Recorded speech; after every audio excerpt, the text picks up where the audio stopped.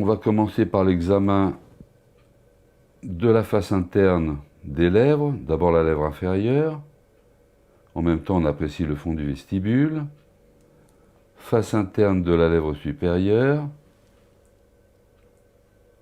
Et on apprécie en même temps le fond du vestibule antérieur et l'état des gencives. On commence par la face interne et la zone rétrocommissurale de la joue. Là, je suis bien sûr du côté droit, comme vous pouvez le voir. Ensuite, en dépressant légèrement la lèvre et la joue, vous apercevez le fond du vestibule. Une zone qui est très importante à observer, c'est la zone rétromolaire, qui peut être appréciée au moyen du miroir, parce qu'en zone directe, ce n'est pas toujours évident. Donc on peut l'apprécier avec le miroir. Soulève un petit peu la tête.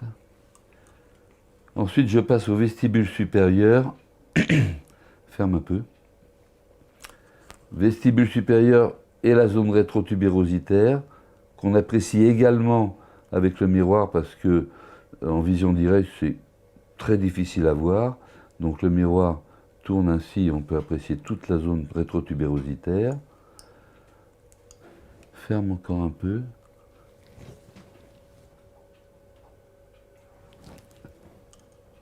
Le fond du vestibule au niveau du maxillaire, côté droit. La zone jugale en même temps. On passe du côté gauche. Tourne un petit peu comme ça. Ferme un peu. La zone rétrotubérositaire du côté gauche est examinée de la même manière à l'aide d'un miroir. Et puis, ferme un petit peu. Il faut toujours demander au patient de relâcher un peu la joue, relâcher son buccinateur, de telle sorte à pouvoir bien écarter, jouer sur la laxité jugale, afin d'apprécier le fond du vestibule, qu'on peut également compléter à l'aide du miroir, c'est bien pratique. On a ainsi vu toutes les muqueuses au niveau du maxillaire. Ouvre bien. À la mandibule, donc, nous avions fait le vestibule postérieur. Le vestibule antérieur a été fait tout à l'heure avec l'examen des lèvres. On va passer au côté gauche. Vérifier la joue, la zone rétrocommissurale, exactement comme à droite. La partie postérieure jugale. Parce que les zones rétrocommissurales, postérieures jugales, sont des zones où on rencontre souvent des petites lésions de diagnostic très différents d'ailleurs. Donc le fond du vestibule est apprécié. Ouvre un petit peu plus. La zone rétrotubérositaire dont on peut compléter l'examen à l'aide du miroir, c'est bien pratique. Maintenant, on va examiner le plancher buccal, la région linguale, et en particulier, il faut déprécier la langue, la pousser légèrement avec un miroir, pour apprécier la tache de la langue au niveau du pilier antérieur du voile, au niveau des papilles foliées, qui sont des organes lymphoïdes et qui sont dans la région tout à fait postérieure. Là, elles sont peu importantes. Et puis bien apprécier la zone du plancher buccal. En dépliant la langue, on apprécie la face antérieure de la langue, la zone pelvilinguale. Donc après avoir vu la région du plancher buccal postérieur, on va regarder le plancher buccal antérieur. On peut s'aider du miroir qui permet d'une part d'augmenter la lumière, ça évite de changer tout le temps le cialytique de position, et puis en même temps d'apprécier le parodonte au niveau du versant lingual des incisives et canines mandibulaires, voire même prémolaires. On apprécie bien le parodonte, parce que la gencive évidemment fait partie de l'examen des muqueuses buccales à part entière. Enfin, pour terminer le plancher buccal, on va faire la partie postérieure gauche. Donc on écarte bien la langue. Un peu comme ça. Voilà, jusqu'au bout. On voit bien la tache du pilier antérieur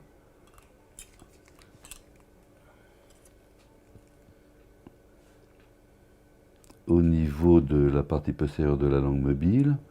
Le plancher buccal, la face ventrale de la langue jusqu'à la pointe, et on examine au passage la gencive au niveau mandibulaire, au niveau molaire, pardon.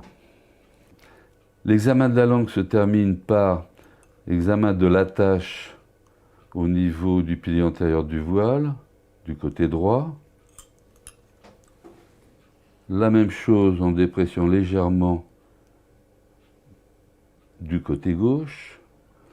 On demande au patient, ou à la patiente en l'occurrence, de tirer la langue. Vas-y, tire la langue. Pour examiner comme ça, sans y toucher même, la face dorsale. Voir s'il n'y a pas un problème à ce niveau-là. Tu peux la rentrer.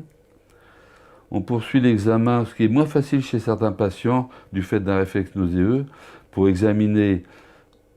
Vas-y, mon assistante le fait très bien toute seule sans que je touche à sa langue. Si je commence à y toucher, elle va avoir un réflexe nauséeux. C'est très variable selon les patients. Montre encore. Donc on apprécie l'éloge amygdalienne, la paroi postérieure du pharynx. On en profite pour voir l'aluette, le voile du palais. Donc on poursuit l'examen du voile du palais par la voûte palatine. Donc on examine... Le miroir peut aider aussi à renvoyer la lumière, hein, là encore, si on n'a pas toujours un bon éclairage en direct, ou si le patient a une petite arthrose cervicale, ce qui permet d'explorer voilà, toute la voûte palatine, des gencives, la partie antérieure et l'ensemble de la voûte. Parfait. On termine l'examen de la cavité buccale par une palpation, c'est souvent quelque chose qui n'est pas fait, avec un doigt endobuccal, un doigt sous la mandibule, et en palpation dite bidigitale, on palpe le plancher buccal à la recherche d'un éventuel nodule dans la partie postérieure gauche, dans la partie antérieure et dans toute la partie postérieure droite. Ça, c'est très important, la palpation. Dans certains cas, il est également utile, dans la cavité orale, d'examiner l'orifice des glandes salivaires et en particulier de faire une salivation provoquée. Alors, on repère le canal de Sténon, enfin du moins son orifice, on palpe et on masse d'arrière en avant de la région auriculaire jusqu'à la région rétrocommissurale, on masse la glande parotide pour faire sourdre de la salive qui là n'est pas très abondante, afin de voir si elle est claire, si elle est purulente. On peut faire la même chose également au niveau des caroncules de Wharton, que l'on voit bien, en massant la glande submandibulaire d'arrière en avant.